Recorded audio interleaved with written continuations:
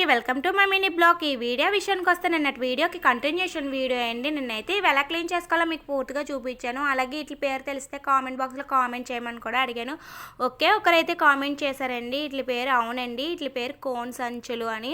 Cone సంచులు అంటారు, మా సైడ్ అయితే కలివిందలు అని కూడా అంటాము. అలాగే ఇది ఇంగ్లీష్లో అయితే ఆక్టోపాస్ అండి. ఆక్టోపాస్ అంటే చాలామందికి అర్థమవుతుంది, ఇవి చాలామందికి తెలియకపోవచ్చు.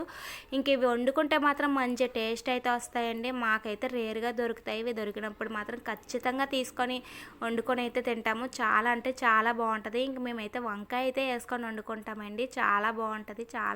ఈ వంకాయ వేసుకోకపోయినా సరే బాగానే ఉంటుందండి. దగ్గర గ్రేవీలో అయితే వండుకోవచ్చు, చాలా ఈజీగా అయితే వండుకోవచ్చు అండి. ఏం కాదండి, ఆనియన్ టమాటా పచ్చిమిర్చిని ఫ్రై చేసేసుకొని అందులోనైతే బాగా ఫ్రై అయిపోయిన తర్వాత వంకాయ ముక్కను అయితే యాడ్ చేసుకోవాలి. వంకాయలు యాడ్ చేసుకొని అటు ఇటు ఫ్రై అయిన తర్వాత ఇందులో కోన్ సంచులు ఉంటాయి కదండి, అందులో యాడ్ చేసేసుకొని ఇంకా అటు ఇటు కలిపేసుకోవాలండి. ఇందులో అయితే వాటర్ అయితే వేయకూడదు, ఎందుకంటే రొయ్యల్లో వాటర్ వచ్చినట్టు వీటిలో కూడా వాటర్ వస్తుంది, అందుకని వాటర్ అన్నది అస్సలు వేయకూడదు అనమాట.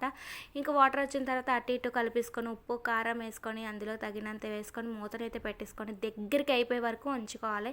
ఇంకా దగ్గరికి అయిపోయిన తర్వాత నేనైతే మసాలా పొడిని అయితే యాడ్ చేసేసుకొని దించేసుకున్నానండి. అంతేనండి, చాలా ఈజీ ప్రాసెస్, చాలా మంచి టేస్టీ కర్రీ. మీరు మాత్రం ఖచ్చితంగా ట్రై చేయండి. దొరికినప్పుడు నాకు ఇవి చూస్తే అస్సలు మనసు ఆగదు, అందుకే వేడి తీసుకొని నోట్లో అయితే పెట్టేసుకుంటున్నాను. సరే అండి, ఈ వీడియో కానీ మీకు నచ్చినట్టయితే ఖచ్చితంగా లైక్ చేసి సబ్స్క్రైబ్ అయితే చేసి